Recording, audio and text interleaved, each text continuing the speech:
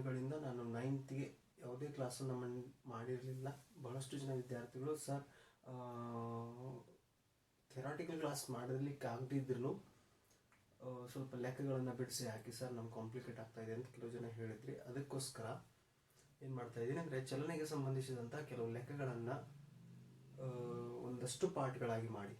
ಹೌದಾ, ಈಗ ನಾನು ಬಿಡಿಸ್ತಿರುವಂಥ ಲೆಕ್ಕಗಳು ಟೆಕ್ಸ್ಟ್ ಬುಕ್ ಮಿಡಲಲ್ಲಿರುವಂಥ ಕ್ವಶನ್ಸು. ಟೆಕ್ಸ್ಟ್ ಬುಕ್ಕಲ್ಲಿ ಮಿಡಲಿರುವಂತಹ ಅಭ್ಯಾಸ ಪ್ರಶ್ನೆಗಳನ್ನು, ಟೆಕ್ಸ್ಟ್ ಬುಕ್ಕಲ್ಲಿ ಕೊಟ್ಟಿರುವಂತಹ ಲೆಕ್ಕಗಳನ್ನು, ಆಮೇಲೆ ಪಾಠದ ಕೊನೆಗೆ ಕೊಟ್ಟಂತಹ ಅಭ್ಯಾಸ ಲೆಕ್ಕಗಳನ್ನು ಈ ಚಾಪ್ಟರ್ಗೆ ಸಂಬಂಧಪಟ್ಟಂತೆ, ಬಲ ಮತ್ತು ನ್ಯೂಟನ್ನ ಚಲನೆ ನಿಯಮಗಳಿಗೆ ಸಂಬಂಧಪಟ್ಟಂತೆ, ಗುರುತು ಚಾಪ್ಟರ್ಗೆ ಸಂಬಂಧಪಟ್ಟಂತೆ, ಆಮೇಲೆ ದ್ರವ್ಯರಾಶಿ ಕಂಡುಹಿಡಿದು ಮತ್ತೊಂದು ಚಾಪ್ಟರ್ ಬರ್ತದೆ ಪರಮಾಣುವಿನ ರಚನೆ, ಆ ಚಾಪ್ಟರ್ಗೆ ಸಂಬಂಧಪಟ್ಟಂತೆ ಒಂದಷ್ಟು ಲೆಕ್ಕಗಳನ್ನು 9th ಸಿಲೆಬಸ್ಗೆ ಸಂಬಂಧಪಟ್ಟಂತೆ ವಿಡಿಯೋಗಳನ್ನು ಮಾಡಿ ಹಾಕುವಂಥ ಕೆಲಸ ಮಾಡ್ತೀನಿ. ಇದು 8th 9th 10th ವಿದ್ಯಾರ್ಥಿಗಳಿಗೂ ಅಂದರೆ 9th ಮೇನ್ ಆಗಿ ಯೂಸ್ ಆಗ್ತದೆ. ಅದ್ರ ಜೊತೆ 8th 9th 10th GPSTR ಯಾರು ಓದ್ತಾ ಇದ್ದಾರಲ್ಲ ಅಂಥವ್ರಿಗೂ ಹೆಲ್ಪ್ ಆಗ್ತದೆ. ಎರಡೂ ದೃಷ್ಟಿಯಿಂದ ನಾನು ಏನು ಮಾಡ್ತಿದ್ದೀನಿ ಅಂದರೆ ಈ ವಿಡಿಯೋಗಳನ್ನು ಮಾಡುವಂಥ ಕೆಲಸ ಮಾಡ್ತಾಯಿದ್ದೀನಿ. ಹಾಗಾದರೆ ಇಲ್ಲೊಂದು ಲೆಕ್ಕ ಇದೆ, ಹೆಚ್ಚು ಏನು ಡಿಸ್ಕಸ್ ಮಾಡಿದೆ ಲೆಕ್ಕವನ್ನು ಸ್ಟಾರ್ಟ್ ಮಾಡ್ತಾ ಇದ್ದೀನಿ. ಏನಪ್ಪ ಅಂದರೆ ಚಲನೆಗೆ ಸಂಬಂಧಪಟ್ಟಂಥ ಲೆಕ್ಕಗಳಿರ್ತವೆ. ಚಲನೆ ಚಾಪ್ಟರ್ನು ನಾವು ವಿವರವಾಗಿ ಈಗಾಗಲೇ ಅಭ್ಯಾಸ ಮಾಡಿದ್ದೀವಿ. ನಿಶ್ಚಲ ಸ್ಥಿತಿಯಿಂದ ಒಂದು ಬಸ್ 0.1 m/s² ಏಕರೂಪ ವೇಗೋತ್ಕರ್ಷದೊಂದಿಗೆ 2 ನಿಮಿಷಗಳ ಕಾಲ ಚಲಿಸುತ್ತದೆ. ಹಾಗಾದರೆ ಇವುಗಳನ್ನು ಕಂಡುಹಿಡಿಯಿರಿ. ಯಾವುದು? ಗಳಿಸಿದ ವೇಗ ಮತ್ತು ಚಲಿಸಿದ ದೂರ. ಹಾಗಾದರೆ ಕೊಟ್ಟಂತಹ ದತ್ತಾಂಶಗಳು ಏನೇನಿದಾವೋ ಅದನ್ನು ಮೊದಲು ನೋಡ್ಕೊಳ್ಳೋಣ. ನಿಶ್ಚಲ ಸ್ಥಿತಿಯಿಂದ ಒಂದು ಬಸ್ ಏನು ಮಾಡ್ತಾ ಇದೆ ಅಂದರೆ 0.1 m/s² ಏಕರೂಪ ವೇಗೋತ್ಕರ್ಷದೊಂದಿಗೆ ಚಲಿಸ್ತಾ ಇದೆ. ಹಾಗಾದರೆ ನಿಶ್ಚಲ ಸ್ಥಿತಿಯಿಂದ ಆರಂಭಿಕ ವೇಗ 0 m/s. ಆರಂಭಿಕ ವೇಗ 0 m/s. ಆಮೇಲೆ ಗುರುತ್ವ ವೇಗೋತ್ಕರ್ಷ ಕೊಟ್ಟಿದ್ದಾರೆ. ಏನು ಕೊಟ್ಟಿದ್ದಾರೆ? ವೇಗೋತ್ಕರ್ಷ ಕೊಟ್ಟಿದ್ದಾರೆ. ಎಷ್ಟು ಕೊಟ್ಟಿದ್ದಾರೆ? 0.1 m/s². ಆಮೇಲೆ ವೇಳೆಯನ್ನು ಕೊಟ್ಟಿದ್ದಾರೆ. ವೇಳೆ ಎಷ್ಟು ಕೊಟ್ಟಿದ್ದಾರೆ? t = 2 ನಿಮಿಷ. t = 2 ನಿಮಿಷ. ಇಲ್ಲಿ ವೇಗೋತ್ಕರ್ಷವನ್ನು m/s² ಅಲ್ಲಿ ಕೊಟ್ಟಿರೋದ್ರಿಂದ ನಾವು ಏನಪ್ಪಾ ಅಂದರೆ ವೇಳೆಯನ್ನು ಸೆಕೆಂಡ್ಸ್ ಅಲ್ಲಿ, ನಿಮಿಷದಲ್ಲಿ ಕೊಟ್ಟಿದ್ದಾರೆ, ಅದನ್ನು ಸೆಕೆಂಡ್ಸ್ಗೆ ಕನ್ವರ್ಟ್ ಮಾಡ್ಕೋಬೇಕಾಗ್ತದೆ.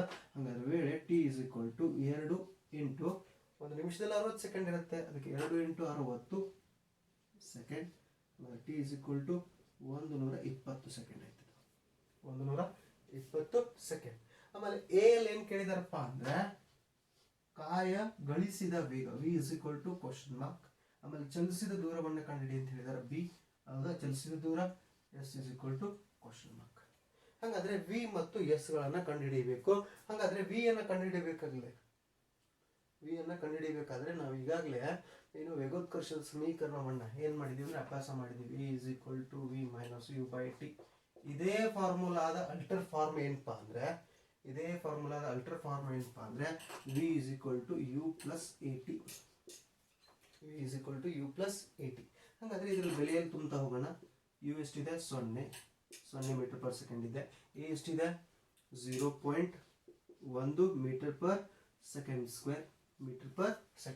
t ಎಷ್ಟಿದೆ? 120 ಸೆಕೆಂಡ್. 120 ಸೆಕೆಂಡ್.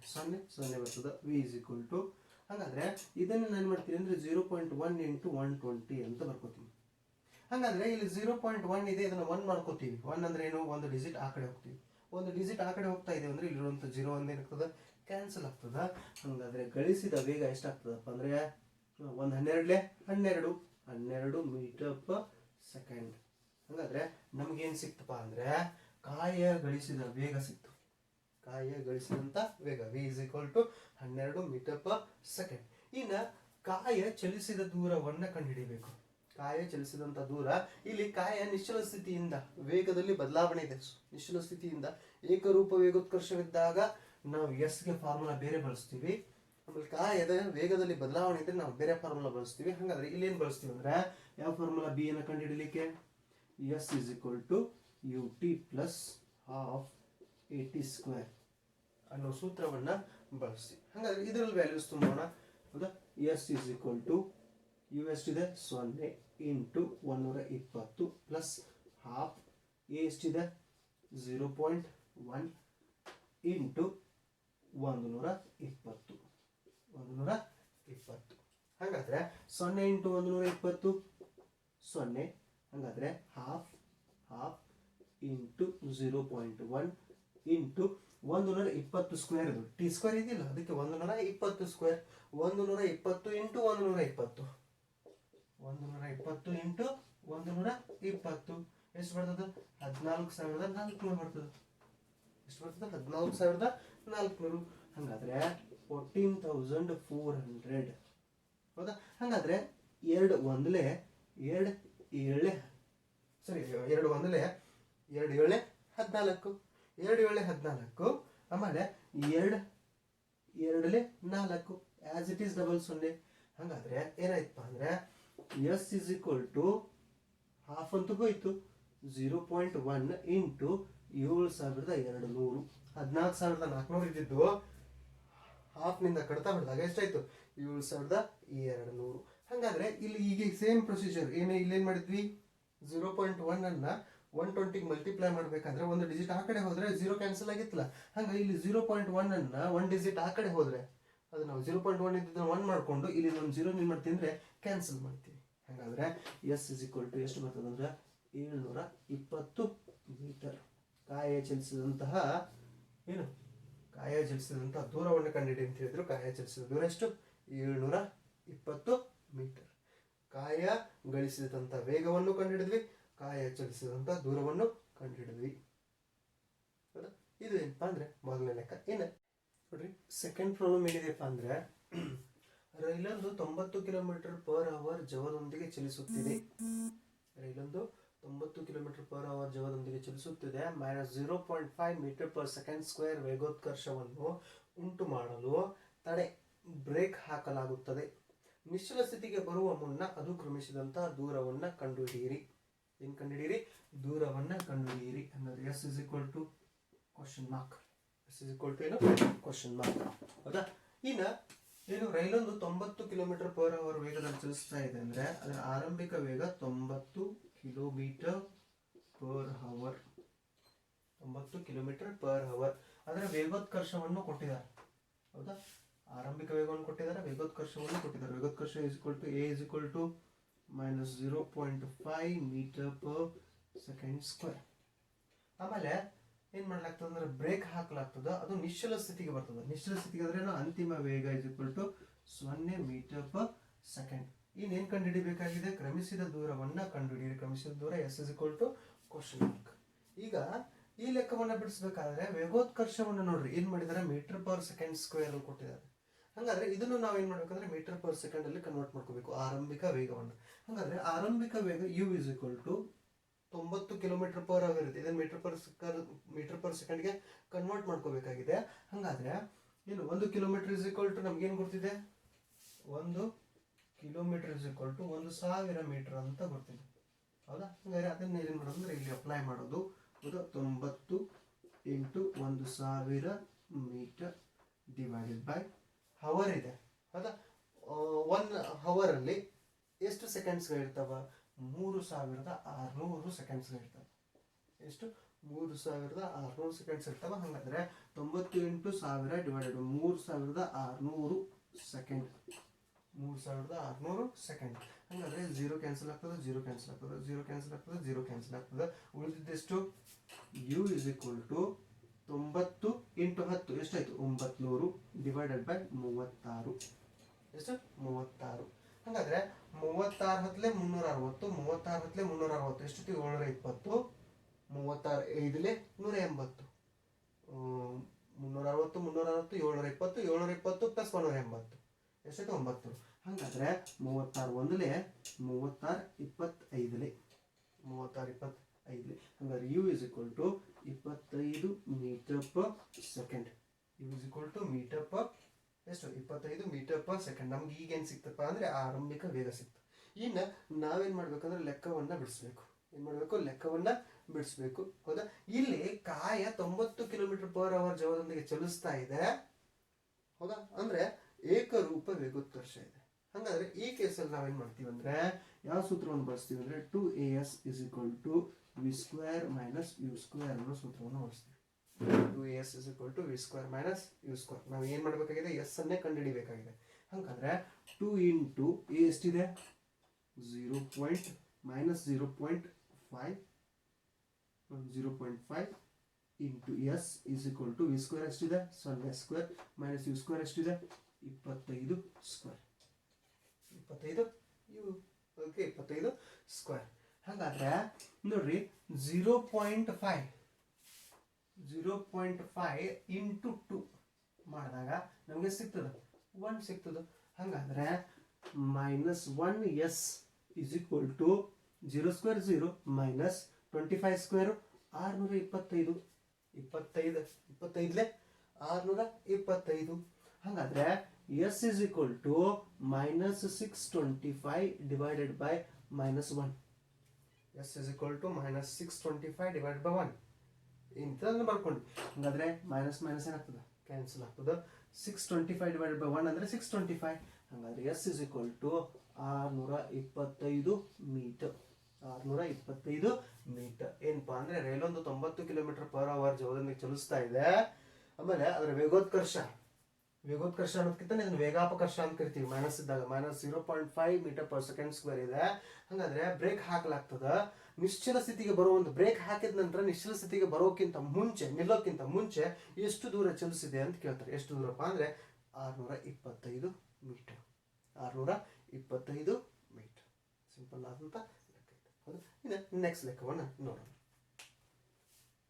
ಅಂದ್ರೆ ತಳ್ಳುಗಾಡಿಯೊಂದು ಇಳಿಜಾರಿನಲ್ಲಿ 2 ಸೆಂಟಿಮೀಟರ್ ಪರ್ ಸೆಕೆಂಡ್ ಸ್ಕ್ವೇರ್ ವೇಗೋತ್ಕರ್ಷದೊಂದಿಗೆ ಚಲಿಸುತ್ತದೆ. ಚಾಲನೆಗೊಂಡ 3 ಸೆಕೆಂಡ್ಗಳ ನಂತರ ಅದರ ವೇಗವೆಷ್ಟು ಅಂದ್ರೆ ಅಂತಿಮ ವೇಗವನ್ನು ಕೇಳಿದರು. V is equal to question mark. ಹಾಗಾದ್ರೆ ತಳ್ಳುಗಾಡಿಯೊಂದನ್ನು ಇಳಿಜಾರಿನಲ್ಲಿ ಬಿಟ್ಟಾಗ ಅದರ ಆರಂಭಿಕ ವೇಗ ನಿಶ್ಚಲ ಸ್ಥಿತಿಯಲ್ಲಿ ಇರಬೇಕಲ್ಲ. ಹಾಗಾದ್ರೆ U is equal to 0 metre per second ಅಂತ ತಗೊಳ್ಳೋಣ. ಹೌದಾ. ಆಮೇಲೆ ಏನು ವೇಗೋತ್ಕರ್ಷವನ್ನು ಕೊಟ್ಟಿದ್ದಾರೆ. ಎಷ್ಟಿದೆಯಪ್ಪ ಅಂದ್ರೆ ವೇಗೋತ್ಕರ್ಷ A is equal to 2 centimetre per second square. ಆಮೇಲೆ ಟಿ ಅನ್ನು ಕೊಟ್ಟಿದ್ದಾರೆ. ಎಷ್ಟು ಕೊಟ್ಟಿದ್ದಾರೆ 3 second. T is equal to 3 second. ಹಾಗಾದ್ರೆ ವೆರಿ ಸಿಂಪಲ್ ಆಗಿ ನಾವೇನ್ ಮಾಡ್ತೀವಿ ಅಂದ್ರೆ ಒಂದು ಸೂತ್ರವನ್ನು ಬಳಸ್ತೀವಿ. V is equal to you plus A T. ಹಾಗಾದ್ರೆ V is equal to 0 plus a ಎಷ್ಟಿದೆ 2 ಸೆಂಟಿಮೀಟರ್ ಪರ್ ಸೆಕೆಂಡ್ ಸ್ಕ್ವೇರ್. ಹೌದಾ. ಆಮೇಲೆ ಟಿ ಎಷ್ಟಿದೆ 3 ಸೆಕೆಂಡ್. ಹಾಗಾದ್ರೆ ಡೈರೆಕ್ಟ್ ಆಗಿ ವಿ ಇಸ್ ಈಕ್ವಲ್ ಟು 2 3 6 ಏನಾಗ್ತದೆ ಅಂದ್ರೆ ಸೆಂಟಿಮೀಟರ್ ಪರ್ ಸೆಕೆಂಡ್ ಆಗ್ತದೆ.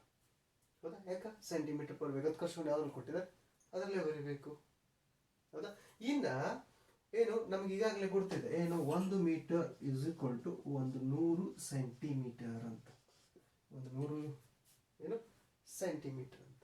ಹಾಗಾದ್ರೆ ಇದನ್ನ ನಾವು ಮೀಟರ್ ಕನ್ವರ್ಟ್ ಮಾಡ್ಕೋಬೇಕಾಗಿದೆ. ಮೀಟರ್ ಪರ್ ಸೆಕೆಂಡ್ ಕನ್ವರ್ಟ್ ಮಾಡ್ಕೋಬೇಕಾಗಿದೆ. ಹಾಗಾದ್ರೆ ವಿ ಇಸ್ ಈಕ್ವಲ್ ಟು ಏನ್ ಮಾಡ್ತೀವಿ 6 ಡಿವೈಡೆಡ್ ಬೈ 100. ಹೌದಾ. 6 ಡಿವೈಡೆಡ್ ಬೈ 100. ಹಾಗಾದ್ರೆ ಏನಾಗ್ತದೆ ಇದು 1 0 2 0 0.06 ಮೀಟರ್ ಪರ್ ಸೆಕೆಂಡ್ ಆಗ್ತದೆ. 0.06 metre per centimetre per second ಇದ್ದಿದ್ದು ಏನಾಗ್ತದೆ 0.06 ಮೀಟರ್ ಪರ್ ಸೆಕೆಂಡ್. ಹಾಗಾದ್ರೆ ವಿ ಇಸ್ ಈಕ್ವಲ್ ಟು ಎಷ್ಟು 0.06 ಮೀಟರ್ ಪರ್ ಸೆಕೆಂಡ್ ಅಥವಾ ಸಿಂಪಲ್ ಆಗಿ 6 ಸೆಂಟಿಮೀಟರ್ ಪರ್ ಸೆಕೆಂಡ್. ಹೌದಾ. ವೆರಿ ಸಿಂಪಲ್ ಆದಂತ ಲೆಕ್ಕ ಇದೆ. ಹೌದಾ. ಈ ಲೆಕ್ಕವನ್ನು ನೋಡ್ತಾ ಇದೀವಿ ನಾವು. 4ನೇ ಕ್ವಶನ್ ಏನಿದೆಪ್ಪ ಅಂದ್ರೆ ರೇಸ್ ಕಾರ್ ಒಂದು 4 ಮೀಟರ್ ಪರ್ ಸೆಕೆಂಡ್ ಸ್ಕ್ವೇರ್ ಏಕರೂಪ ವೇಗೋತ್ಕರ್ಷ ಹೊಂದಿದೆ.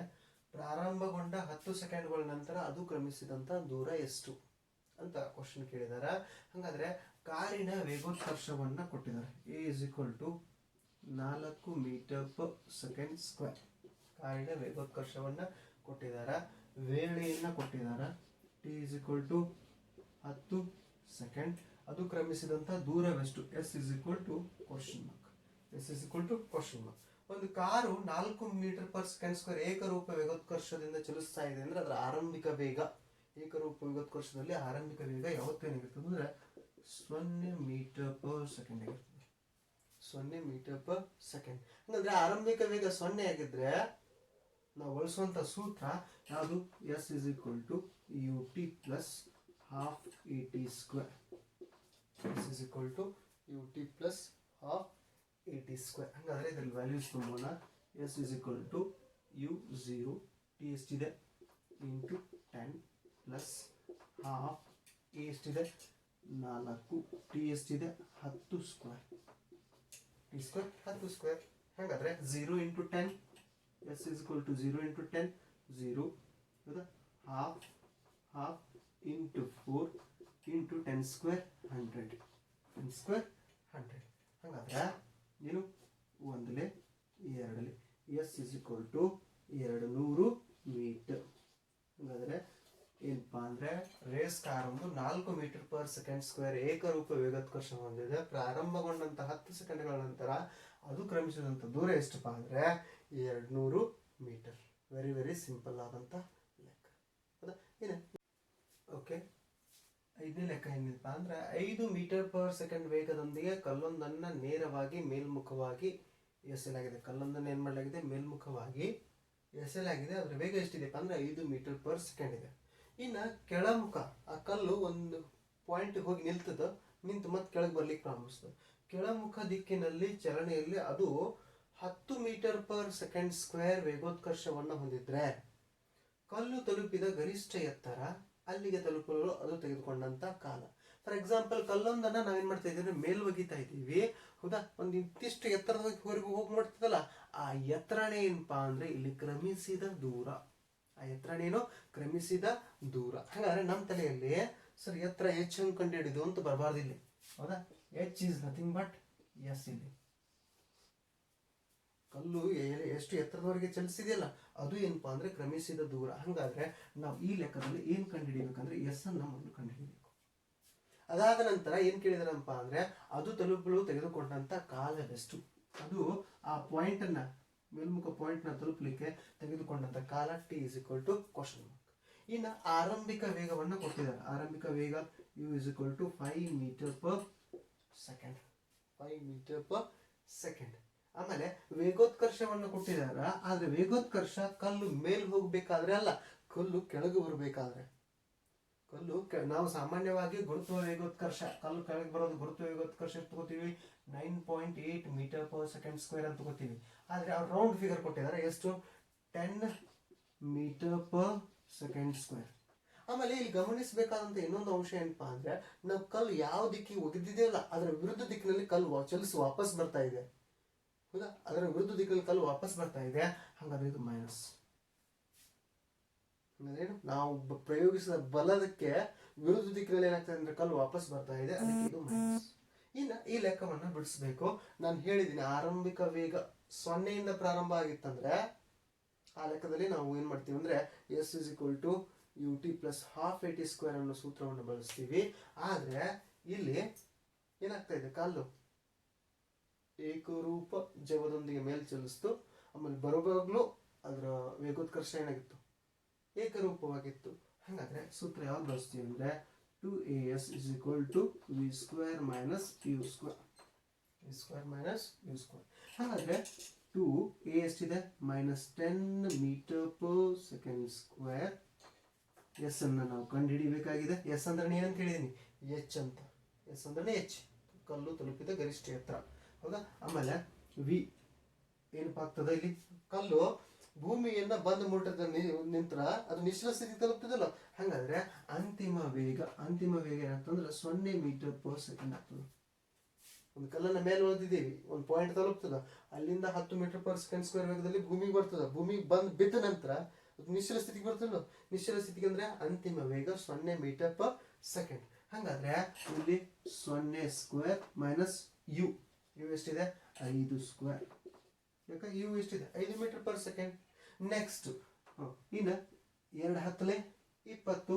ಹಾಗಾದ್ರೆ -20s ಇಸ್ ಈಕ್ವಲ್ ಟು 0² 0. ಹಾಗಾದ್ರೆ -5² 25. 5² 25. ಹಾಗಾದ್ರೆ ನಾನು ಇದನ್ನು ಹಿಂಗೆ ಬರಿಬಹುದಾ ಎಸ್ ಇಸ್ ಈಕ್ವಲ್ ಟು ಎಷ್ಟು -25 -20 ಏನಿರ್ತದ ಡಿನಾಮಿನೇಟರ್ ಹೋಗ್ತದ -20. ಹಾಗಾದ್ರೆ 5 5 4 ಹಾಗಾದ್ರೆ ಎಸ್ ಇಸ್ ಈಕ್ವಲ್ ಟು ಎಷ್ಟು ಬಂತು 5/4 ಬಂತು. 4 1 4 ಒಂದಲೇ 4 ಉಳಿತೆಷ್ಟು 1 ಉಳಿತು 0 ತಗೋತೀವಿ. ಹಾಗಾದರೆ 0.2 4 ಎರಡಲೇ 8 ಮತ್ತೆಷ್ಟು ಉಳಿತು 2 ಉಳಿತು ಮತ್ತೆ 0 ತಗೋತೀವಿ. ಹಾಗಾದರೆ 20 4 5ಲೇ 20 4 5ಲೇ 20. ಹಾಗಾದರೆ s is equal to 1.25 metre. ಕಲ್ಲು ತಲುಪಿದಂತಹ ಗರಿಷ್ಠ ಎತ್ತರ, ಕಲ್ಲು ತಲುಪಿದ ಗರಿಷ್ಠ ಎತ್ತರಪ್ಪ ಎಷ್ಟಪ್ಪ ಅಂದರೆ ಎಸ್ ಅಂದ್ರೆ ಅಂತ ಹೇಳಿದೆ, ಎಚ್ ಅಂತ ಹೇಳಿದೆ. ಕಲ್ಲು ತಲುಪಿದ ಗರಿಷ್ಠ ಎತ್ತರ ಎಷ್ಟಪ್ಪ ಅಂದರೆ 1.25 ಮೀಟರ್. 1.25 ಮೀಟರ್. ಲೆಕ್ಕ ಇಲ್ಲಿಗೆ ಮುಗಿಲಿಲ್ಲ, ಗರಿಷ್ಠ ಎತ್ತರವನ್ನು ಕಂಡುಹಿಡಿದ್ವಿ. ಇನ್ನು ಅಲ್ಲಿಗೆ ತಲುಪಲು ಅದು ತೆಗೆದುಕೊಂಡಂತ ಕಾಲವನ್ನು ಕಂಡುಹಿಡಿಬೇಕು. ಅಲ್ಲಿಗೆ ತಲುಪಲು ಅದು ತೆಗೆದುಕೊಂಡಂತ ಕಾಲವನ್ನು ಏನು ಮಾಡಬೇಕು, ಕಂಡುಹಿಡಿಬೇಕು. ನಮ್ಗೆ ಈಗಾಗಲೇ ಒಂದು ಫಾರ್ಮುಲಾ ಗೊತ್ತಿದೆ, a is equal to V minus you by t ಅಂತ. ಯಾವುದಿದು? ಗುರುತ್ವ ವೇಗೋತ್ಕರ್ಷದ ಸಮೀಕರಣ. ಈ ಸಮೀಕರಣದಲ್ಲಿ ನಾವು ವೇಳೆಯನ್ನು ಕಂಡುಹಿಡಿಯಬೇಕಾಗಿದೆ. ಅಂದ್ರೆ ಸೂತ್ರ ಅಲ್ಟ್ರಾ ಆಗ್ತದೆ, t is equal to V minus u divided by a ಆಗ್ತದೆ. ಹಾಗಾದ್ರೆ ಟಿ ಇಸ್ ಈಕ್ವಲ್ ಟು ಏನು 0 ಸ್ಕ್ವೇರ್ ಮೈನಸ್ ಎಷ್ಟು, ಸರಿ 0 ಸ್ಕ್ವೇರ್ ಅಲ್ಲ, ಏನು 0 ಮೈನಸ್ 5 ಡಿವೈಡೆಡ್ ಬೈ ಮೈನಸ್ 10. ಹಾಗಾದ್ರೆ ಟಿ ಇಸ್ ಈಕ್ವಲ್ ಟು ಏನು ಬರ್ತದೆ ಅಂದ್ರೆ -5 divided by minus 10. Minus minus ಏನಾಯ್ತು, ಕ್ಯಾನ್ಸಲ್ ಆಯಿತು, 1ಲೇ 2ಲೇ. ಟಿ ಇಸ್ ಈಕ್ವಲ್ ಟು 1/2 ಬಂತು. ಹಾಗಾದ್ರೆ ಟಿ ಇಸ್ ಈಕ್ವಲ್ ಟು 1/2 ಇದೆ ಅಂದ್ರೆ ಇದನ್ನ ಏನು ಬರೀಬಹುದು, 0.5 ಸೆಕೆಂಡ್. ಹೌದಾ? ಕಲ್ಲು ಆ ಎತ್ತರದ ಬಿಂದುವನ್ನು ತಲುಪಲಿಕ್ಕೆ ತೆಗೆದುಕೊಂಡಂತ ವೇಳೆ ಎಷ್ಟಪ್ಪ ಅಂದ್ರೆ 0.5 ಸೆಕೆಂಡ್. 0.5 ಸೆಕೆಂಡ್. ಹೌದಾ? ಇವು ಏನಪ್ಪಾ ಅಂದ್ರೆ ಟೆಕ್ಸ್ಟ್ ಬುಕ್ ಮಿಡಲ್ ಅಲ್ಲಿ ಕೇಳಿದಂತ ಕೆಲವು ಲೆಕ್ಕಗಳು. ಇನ್ನು ಟೆಕ್ಸ್ಟ್ ಬುಕ್ ಅಲ್ಲಿ ಕೇಳಿದಂತ ಕೆಲವು ಮತ್ತಷ್ಟು ಪ್ರಶ್ನೆಗಳನ್ನು ಮಾಡೋಣ, ಒಂದೊಂದಾಗಿ ಡಿಸ್ಕಸ್ ಮಾಡ್ತಾ ಹೋಗೋಣ. ಏನಪ್ಪಾ ಅಂದ್ರೆ ಒಂದು ರೈಲು ತನ್ನ ನಿಶ್ಚಲ ಸ್ಥಿತಿಯಿಂದ ಹೊರಟು, ನಿಶ್ಚಲ ಸ್ಥಿತಿಯಿಂದ ಹೊರಡ್ತಾ ಇದೆ ಅಂದ್ರೆ ಆರಂಭಿಕ ವೇಗ 0 ಮೀಟರ್ ಪರ್ ಸೆಕೆಂಡ್. 5 ನಿಮಿಷಗಳಲ್ಲಿ ಎಷ್ಟು, 5 ನಿಮಿಷಗಳಲ್ಲಿ ಟಿ ಇಸ್ ಈಕ್ವಲ್ ಟು 5 ನಿಮಿಷ. ಹೌದಾ? ಆಮೇಲೆ ಏನಪ್ಪಾ ಅಂದ್ರೆ 72 ಕಿಲೋಮೀಟರ್ ಪ್ರತಿ ಗಂಟೆಯ ವೇಗವನ್ನ ಪಡೆಯುತ್ತಾ ಇದೆ. ಏನ್ ಮಾಡ್ತಾ ಇದೆ, 72 ಕಿಲೋಮೀಟರ್ ಪರ್ ಅವರ್ ಪ್ರತಿ ಗಂಟೆಯನ್ನ ಪಡೀತಾ ಇದೆ. ಆದರೆ ವೇಗೋತ್ಕರ್ಷ ಏಕರೂಪದಲ್ಲಿದೆ ಎಂದುಕೊಂಡು, ಏಕರೂಪದಲ್ಲಿದೆ ಎಂದುಕೊಂಡು ಏನ್ ಮಾಡ್ರಿ, ಅದರ ವೇಗೋತ್ಕರ್ಷವನ್ನ ಮತ್ತು ಈ ವೇಗವನ್ನ ಪಡೆಯಲು, ಹೌದಾ, ಈ ವೇಗವನ್ನ ಪಡೆಯಲು ಅದು ಚಲಿಸಿದಂತಹ ದೂರವನ್ನ ಕಂಡುಹಿಡಿಯಿರಿ. ವೇಗೋತ್ಕರ್ಷವನ್ನ ಮತ್ತು ಚಲಿಸಿದ ದೂರವನ್ನ ಕಂಡುಹಿಡಿಯಿರಿ ಅಂತ ಹೇಳ್ತಾರೆ. ಹೌದಾ? ಹಾಗಾದ್ರೆ ವೇಗೋತ್ಕರ್ಷವನ್ನು ಕಂಡುಹಿಡಿಯಬೇಕಾದ್ರೆ A is equal to question mark. ಆಮೇಲೆ ಅದು ಚಲಿಸಿದಂತ ದೂರವನ್ನು ಕಂಡುಹಿಡಿಯಬೇಕಾದ್ರೆ ಎಸ್ ಇಸ್ ಈಕ್ವಲ್ ಟು ಚಲಿಸಿದ ದೂರಕ್ಕೆ ಯಾವ್ದು ಬಳಸ್ತೀವಿ, S is equal to question mark. ಇದೇನಪ್ಪಾ ಅಂದ್ರೆ ಅವ್ರು ಕೊಟ್ಟಂತಹ ಡಾಟಾ.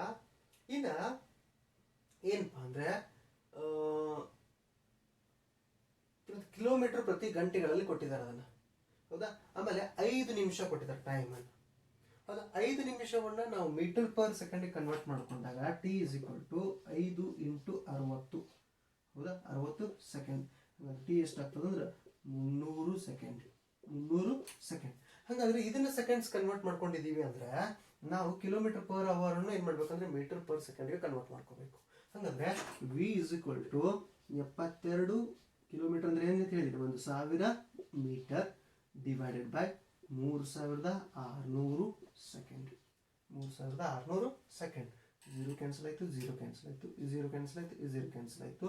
ಹಾಗಾದ್ರೆ 36 ಒಂದಲೇ 36 ಎರಡಲೇ 2 ಹತ್ತಲೇ 20. V is equal to 20 metre per second. V is equal to 20 metre per second. ಇಲ್ಲಿವರೆಗೂ ನಾವು ಬಿಡಿಸಿದ್ದೆಲ್ಲ ಅವರು ಕೊಟ್ಟಂತ ದತ್ತಾಂಶ. ಇನ್ನು ನಾವೇನ್ ಕಂಡುಹಿಡಿಬೇಕಂದ್ರೆ ವೇಗೋತ್ಕರ್ಷವನ್ನು ಕಂಡುಹಿಡಿಯಬೇಕು. ವೇಗೋತ್ಕರ್ಷ ಕಂಡುಹಿಡಿಯಲಿಕ್ಕೆ ನಾವು ಬಳಸುವಂತ ಸೂತ್ರ ಯಾವಪ್ಪ ಅಂದ್ರೆ A is equal to V minus you by T. A is equal to V minus you by T. ಹಾಗಾದ್ರೆ A is equal to V ಎಷ್ಟಿದೆ 20 ಮೈನಸ್ 0 ಡಿವೈಡೆಡ್ ಬೈ ಟಿ ಎಷ್ಟಿದೆ 300. ಹಾಗಾದ್ರೆ 20 ಒಂದಲೇ 20 15ಲೇ. ಹಾಗಾದ್ರೆ A is equal to 1 divided by 15 metre per second square. ಇದು ಏನಪ್ಪಾ ಅಂದ್ರೆ ವೇಗೋತ್ಕರ್ಷ. ಇದೇನು ವೇಗೋತ್ಕರ್ಷ. ಆಮೇಲೆ ಇಲ್ಲಿ ಏನ್ ಮಾಡಿದಾರೆ ಅಂದ್ರೆ ವೇಗೋತ್ಕರ್ಷ ಏಕರೂಪದಲ್ಲಿದೆ ಎಂದುಕೊಂಡು ಅನ್ಕೊಡ್ರಿ ಅಂತ ಹೇಳ್ತಾ ಇದ್ದಾರೆ. ಏಕರೂಪದಲ್ಲಿದೆ ಅಂತಂದ್ರೆ ನಾವು ಬಳಸುವಂತ ಸೂತ್ರ ಯಾವಪ್ಪ ಅಂದ್ರೆ 2as is equal to v square minus u square. v square minus u square. ಹಾಗಾದ್ರೆ 2a ಎಷ್ಟಿದೆ? 2a ಎಷ್ಟಿದೆ? 1 divided by 15 meter per second square. s ಅನ್ನು ಕಂಡುಹಿಡಿಯಬೇಕು. s ಏನು ಮಾಡಬೇಕು? ಕಂಡುಹಿಡಿಯಬೇಕು. ಹಾಗಾದ್ರೆ v square ಎಷ್ಟಿದೆ? v square ಎಷ್ಟಿದೆ? 20 ಸ್ಕ್ವೇರ್ ಮೈನಸ್ u square ಎಷ್ಟಿದೆ? 0 ಸ್ಕ್ವೇರ್. ಹಾಗಾದ್ರೆ ಇದನ್ನೇ ಸಿಂಪ್ಲಿಫೈ ಮಾಡಿ ಹೆಂಗ್ ಬರೀಬಹುದಪ್ಪ ಅಂದ್ರೆ s is equal to 20 square 20 20 20 20 20 200 20 220 20 400 0 square 0 ಆಯಿತು ಡಿವೈಡೆಡ್ ಬೈ ಇದು ಡಿನಾಮಿನೇಟರ್ ಬರ್ತದೆ. ಡಿನಾಮಿನೇಟರ್ಗೆ 2 into 1 divided by 15 1 divided by 15. ಹಾಗಾದ್ರೆ ಏನಪ್ಪಾ ಅಂದ್ರೆ ಇದನ್ನೇ ಹೆಂಗ್ ಬರಿಬಹುದಪ್ಪ ಅಂದ್ರೆ ಇದನ್ನ ನಾವೇನು ಹೆಂಗ್ ಬರಿಬಹುದಪ್ಪ ಅಂದ್ರೆ s is equal to 400 into ಈ 1 ಡಿವೈಡೆಡ್ 15 ಇದ್ದಿದ್ದು ನ್ಯೂಮರೇಟರ್ಗೆ ಹೋದ್ರೆ 15 ಡಿವೈಡೆಡ್ ಬೈ 1 ಆಗ್ತದೆ. 15 ಡಿವೈಡೆಡ್ ಬೈ 1 ಡಿವೈಡೆಡ್ ಬೈ 2. ಹಾಗಾದ್ರೆ s is equal to 410 4000 405 2000 total ಎಷ್ಟಾಯ್ತು? 6000 ಮೀಟರ್ ಡಿವೈಡೆಡ್ ಬೈ 2. ಹಾಗಾದ್ರೆ s is equal to 3000 metre. ಇದು ಏನಪ್ಪಾ ಅಂದ್ರೆ ಕಾಯ ಚಲಿಸಿದ ದೂರ. ಇದನ್ನ ಇನ್ನೂ ಸಿಂಪ್ಲಿಫೈ ಮಾಡಿ ಇಡಬಹುದು. 1000 ಮೀಟರ್ ಅಂದ್ರೆ 1 ಕಿಲೋಮೀಟರ್ ಅಂತ ಹೇಳಿದೀನಿ. ಹಾಗಾದ್ರೆ s is equal to 3 kilometre. s is equal to ಎಷ್ಟು? 3 ಕಿಲೋಮೀಟರ್. ಹಾಗಾದ್ರೆ ನಾವು ವೇಗೋತ್ಕರ್ಷವನ್ನು ಕಂಡುಹಿಡಿದ್ವಿ. ವೇಗೋತ್ಕರ್ಷ ಎಷ್ಟು ಬಂತು? a is equal to 1 divided by 15 metre per second square. ಆಮೇಲೆ ಕಾಯ ಚಲಿಸಿದಂತ ದೂರ ಎಷ್ಟಪ್ಪ ಅಂದ್ರೆ 3 ಕಿಲೋಮೀಟರ್ ಅಥವಾ 3000 ಮೀಟರ್. ಮೋಟಾರು ವಾಹನ 5 ಸೆಕೆಂಡುಗಳಲ್ಲಿ 15 ಕಿಲೋಮೀಟರ್ ಪರ್ ಅವರ್ ನಿಂದ 36 ಕಿಲೋಮೀಟರ್ ಪರ್ ಅವರ್ ವೇಗವನ್ನು ತಲುಪಿದೆ. ಈ ಕೆಳಗಿನವುಗಳನ್ನು ಲೆಕ್ಕಾಚಾರ ಮಾಡಿ. ಹೌದಾ? ಅಲ್ಲಿ ಟೆಕ್ಸ್ಟ್ ಬುಕ್ ಅಲ್ಲಿ ಐ ಥಿಂಕ್ ಪ್ರಿಂಟಿಂಗ್ ಮಿಸ್ಟೇಕ್ ಇದೆ. ಏನ್ ಪ್ರಿಂಟಿಂಗ್ ಮಿಸ್ಟೇಕ್ ಅಂದ್ರೆ ಮೊದಲೇದು ಕೊಡಬೇಕಾದ್ರೆ ಲೆಕ್ಕಗಳಲ್ಲಿ ನಿಮಿಷಗಳು ಕೊಟ್ಟಿದ್ದಾರೆ, ಬಿಡಿಸ್ಬೇಕಾದ್ರೆ ಸೆಕೆಂಡ್ಗಳಲ್ಲಿ ಬಿಟ್ಟಿದ್ದಾರೆ. ಅದನ್ನ ಸೆಕೆಂಡ್ ತೆಗೆಸ್ಕೊಂಡ್ರೆ ಫೇವರೇಬಲ್ ಆಗ್ತದೆ ನಾವು ಬಿಡಿಸ್ಲಿಕ್ಕೆ. ಇದು ಒಂದು. ಎರಡನೇದು ಏಕರೂಪ ವೇಗೋತ್ಕರ್ಷ ಅಂತ ಕೊಟ್ಟು s is equal to ut plus half at square ಸೂತ್ರವನ್ನು ಬಳಸಿದ್ದಾರೆ. ಅಂದ್ರೆ ಅದು ಮಿಸ್ಕನ್ಸೆಪ್ಷನ್. ಅದಕ್ಕೆ ನಾನು ಆ ಪಾರ್ಟ್ಗಳನ್ನು ತೆಗೆದು ಲೆಕ್ಕವನ್ನೇ ಇಲ್ಲಿಟ್ಟಿದ್ದೀನಿ. ಹೌದಾ? ಒಂದು ಸ್ವಲ್ಪ ಟೆಕ್ಸ್ಟ್ ಬುಕ್ ಅಲ್ಲಿ ಕೊಟ್ಟಿದ್ದಕ್ಕೂ ನಾನು ಕೊಟ್ಟಿದ್ದಕ್ಕೂ ಒಂದು ಸ್ವಲ್ಪ ಡಿಫ್ರೆನ್ಸ್ ಇದೆ. ಹೌದಾ? ಪ್ರಿಂಟಿಂಗ್ ಮಿಸ್ಟೇಕ್ ಆಗಿರ್ಬೋದು. ಆದರೆ ಬಿಡಿಸುವಂಥ ಮೆಥಡ್ ಮಾತ್ರ ಸೇಮ್ ಇದೆ. ಅದನ್ನೇ ಬಿಡಿಸ್ತಾ ಹೋಗ್ತೀನಿ. ನೋಡ್ರಿ, ಒಂದು ಮೋಟಾರು ವಾಹನ 5 ಸೆಕೆಂಡುಗಳಲ್ಲಿ ಏನಪ್ಪಾ ಅಂದ್ರೆ ವೇಳೆಯನ್ನು ಕೊಟ್ಟಿದ್ದಾನೆ. t is equal to 5 seconds ಅಂತ ಕೊಟ್ಟಿದ್ದಾನೆ. ಆಮೇಲೆ ಆರಂಭಿಕ ವೇಗ ಎಷ್ಟಿದೆ ಅಂದ್ರೆ u is equal to 18 kilometre per hour. 18 kilometre per hour. ಆಮೇಲೆ ಅಂತಿಮ ವೇಗ ಎಷ್ಟಿದೆಪ್ಪ ಅಂದ್ರೆ 36 ಕಿಲೋಮೀಟರ್ ಪರ್ ಅವರ್. ಹೌದಾ? ಆಮೇಲೆ ಏನ್ ಕಂಡಿಡಿ ಅಂತ ಹೇಳಿದಾನೆ ಅಂದ್ರೆ ವೇಗೋತ್ಕರ್ಷವನ್ನ ಕಂಡಿಡಿ ಅಂತ ಹೇಳಿದಾನೆ. a is equal to question mark. ಒಂದನೇದು. ಎರಡನೇದು ವಾಹನ ಚಲಿಸಿದಂತ ದೂರವನ್ನು ಕಂಡುಹಿಡಿಯುತ್ತದೆ. s is equal to question mark. ಇದು ಏನಪ್ಪಾ ಅಂದ್ರೆ ಅವನು ಕೊಟ್ಟಂತಹ ದತ್ತಾಂಶ. ದತ್ತಾಂಶ. ಹಾಗಾದ್ರೆ ಲೆಕ್ಕವನ್ನ ಬಿಡಿಸ್ಬೇಕು ನಾವು. ಏನಪ್ಪಾ ಅಂದ್ರೆ ವೇಗೋತ್ಕರ್ಷವನ್ನು ಕಂಡುಹಿಡಿಯೋಕ್ಕಿಂತ ಮುಂಚೆ ವೇಳೆಯನ್ನ ಸೆಕೆಂಡ್ಸ್ ಕೊಟ್ಟಿದ್ದಾನೆ ಅಂದ್ರೆ ಆರಂಭಿಕ ವೇಗವನ್ನು ಮತ್ತು ಅಂತಿಮ ವೇಗವನ್ನು ಏನ್ ಮಾಡ್ಬೇಕಂದ್ರೆ ನಾವು ಮೀಟರ್ ಪರ್ ಸೆಕೆಂಡ್ಗೆ ಕನ್ವರ್ಟ್ ಮಾಡ್ಕೋಬೇಕು. ಹಾಗಾದ್ರೆ u is equal to 18 into 1000 metre divided by 3600 second. 0 cancel ಆಯಿತು, 0 ಕ್ಯಾನ್ಸಲ್ ಆಯಿತು, 0 ಕ್ಯಾನ್ಸಲ್ ಆಯಿತು, 0 ಕ್ಯಾನ್ಸಲ್ ಆಯಿತು. ಹಾಗಾದರೆ u is equal to 180 metre divided by 36. ಹಾಗಾದರೆ 36 360. ಹಾಗಾದರೆ 36 ಒಂದಲೇ 35. u is equal to 5 metre per second. u is equal to ಎಷ್ಟು? 5 metre per second ಆರಂಭಿಕ ವೇಗ. v is equal to 36 kilometre per hour ಇದೆ. ಇದನ್ನು ಕೂಡ ಏನು ಮಾಡಬೇಕಂದ್ರೆ ಮೀಟರ್ ಪರ್ ಸೆಕೆಂಡ್ಗೆ ಕನ್ವರ್ಟ್ ಮಾಡ್ಕೋಬೇಕು. ಹಾಗಾದರೆ 36 ಇಂಟು 1000 ಮೀಟರ್ ಡಿವೈಡೆಡ್ ಬೈ ಎಷ್ಟು? 3600 ಸೆಕೆಂಡ್. ಹೌದಾ? ಹಾಗಾದರೆ 0 0 ಕ್ಯಾನ್ಸಲ್ ಆಯಿತು, 0 0 ಕ್ಯಾನ್ಸಲ್ ಆಯಿತು. ಹೌದಾ? ಏನಪ್ಪ ಅಂದರೆ 360 ಡಿವೈಡೆಡ್ ಬೈ 36. ಹೌದಾ? 36 ಒಂದಲೇ 36 10.